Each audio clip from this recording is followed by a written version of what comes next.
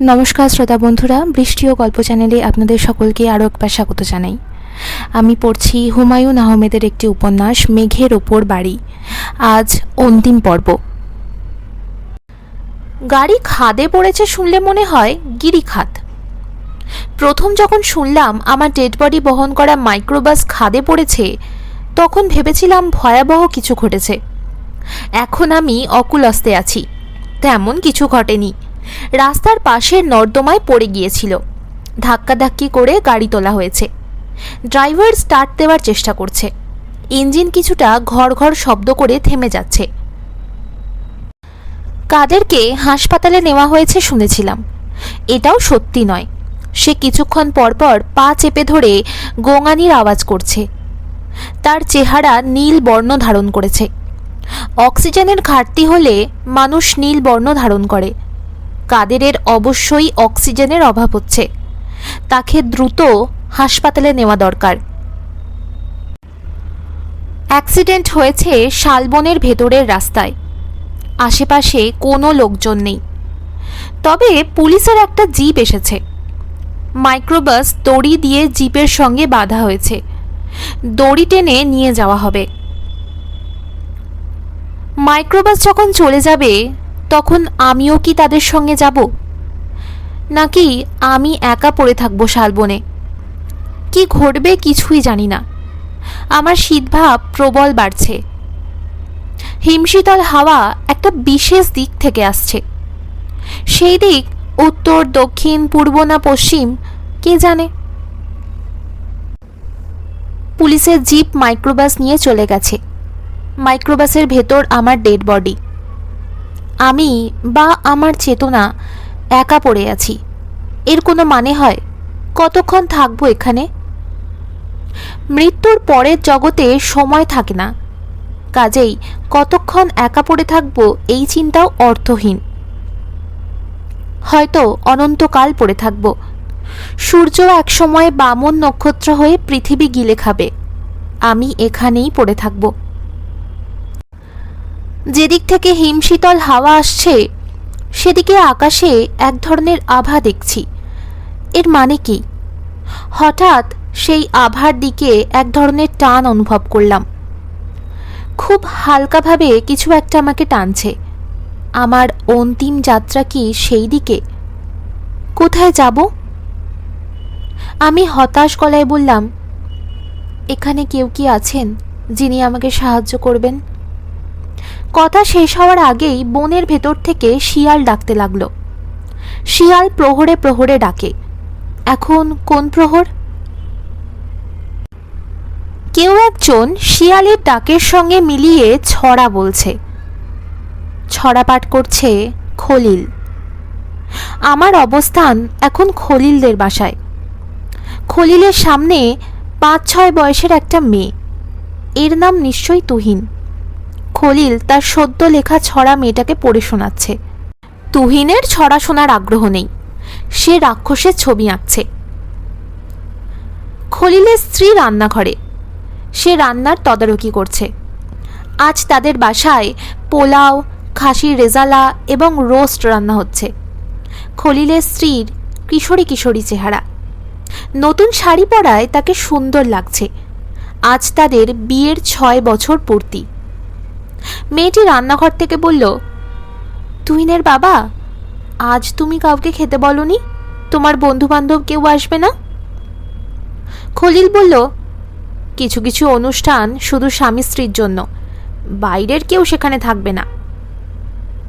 আমি এক গাদা খাবার রান্না করেছি, সববারই তো তুমি অন্যদের বলতে। আর বলবো না, শুধু তুমি আর আমি। মেয়েটি হাসতে হাসতে বলল, তুমি আসলে ম্যারেজ অ্যানিভার্সারির কথা ভুলে গেছো, ঠিক বলছি না? ইচ্ছা করলে এখনো বলতে পারো, মাত্র 8:10 বাজে। এখন আর বলতে ইচ্ছা করছে না, পাশে এসে বসো। রান্না দেখাচ্ছি তো, রান্না কাজের বুয়া যা পারে দেখে নেবে। তরুণী সামনে এসে বসল। তুহিন ছবি আঁকা বন্ধ করে মুখ তুলে বলল, বাবা, তোমরা কিন্তু হাত ধরাধরি করবে না, তাহলে আমি রাগ হব। স্বামী স্ত্রী দুজনেই হাসছে। তুহিন বাবা মার হাত ধরাধরি ছাড়াই রাগ হয়েছে। সে রাক্ষসের ছবি নিয়ে চলে গেল। খলিল বলল, এশা, বিবাহবার্ষিকী কি জন্য ভুলে গেছি শোনো। এশা বলল, বাদ দাও তো, বিবাহবার্ষিকী ভুলে যাওয়া তোমার জন্য নতুন কিছু না। প্রথম 2 বছর ছাড়া সববারই ভুলে গেছো। শেষ মুহূর্তে আমি মনে করিয়ে দিয়েছি। এবার মনে করিয়ে দিলে না কেন? সন্ধ্যা 6টার সময় অনেকবার টেলিফোন করেছি। তখন মোবাইল ফোন বন্ধ ছিল। আমি ভয়ঙ্কর এক মহিলার সঙ্গে কথা বলছিলাম। ভয়ঙ্কর কেন? সে তার স্বামীকে বিষ খাইয়ে মেরেছে। তারপরও কোনো বিকার নেই। তার স্বামীর ডেড বডি গ্রামে পাঠিয়ে সে সাজগোজ করছিল। এশা বলল, বানিয়ে কথা বলবে না তো? বানিয়ে বলছি না, আমার সামনে বসে নখে নেল পলিশ দিচ্ছিল। আমি হতভম্ব। এশা বলল, হয়তো তোমাকে হতভম্ব করার জন্যই কাজটা করেছে। মেয়েটা যে খুন করেছে তুমি নিশ্চিত? হ্যাঁ, সব সন্দেহ রুবিনার উপর। রুবিনা নাম? তার গাঁজা খাওয়ার অভ্যাসও আছে। What a character. এশা বলল, সাধারণত দেখা যায় সব সন্দেহ যার উপর সে খুন করেনি। যাকে কেউ সন্দেহ করছে না সে খুন করেছে। খলিল বলল, গল্প উপন্যাসে এরকম দেখা যায়। এরকম না হলে ডিটেকটিভ গল্প দাঁড়ায় না। বাস্তবে সব সন্দেহ যার ওপর সেই খুনি। রুবিনা কি করেছে শুনতে চাও? না, বিবাহবার্ষিকীতে খুন খারাপের গল্প কেন শুনব? খলিল বলল, তাও ঠিক। আচ্ছা যাও, বাদ। এশা বলল, তোমাকে দেখে মনে হচ্ছে তোমার খুব বলতে ইচ্ছা করছে। বলো, শুনি। খলিল বলল, রুবিনা উই পোকা মারার বিষ কিনে নিয়ে এসেছে। উই পোকার বিষ হলো কঠিন বিষ। বেদানার জুস ভর্তি গ্লাসে অর্ধেক বোতল ঢেলেছে, তার স্বামীকে খাইয়েছে। এশা বলল, রুবিনা দেখতে কেমন? খলিল বলল, খুনি হলো খুনি। দেখতে রাজকন্যার মতো হলেও খুনি, দাঁত উঁচা তারকা রাক্ষসীর মতো হলেও খুনি। তার মানে তোমার এই খুনি খুবই রূপবতী? হ্যাঁ, রূপবতী। রূপবতীদের নানান ফ্যাকর থাকে। স্বামীর বন্ধুদের সঙ্গে প্রেম তাদের একটা মোটিভ, এটাই হবে। আলোচনার এ পর্যায়ে আমি হঠাৎ করে উঠলাম, এশা, তোমার স্বামীর কথা বিশ্বাস করবে না। উই পোকার বিষটার বিষয়টা আমার মনে পড়েছে। বিষ আমি আনিয়েছি। বড় মামার ফার্মেসির একটা ছেলেকে দিয়ে আনিয়েছি। বিষ কিনেছি আর একটা স্প্রে কিনেছি। আমার বইয়ে উই পোকা ধরেছে, উই পোকা মারার জন্য। উই পোকার ওষুধ যেখানে পাওয়া গেছে, স্প্রেটাও সেখানেই ছিল।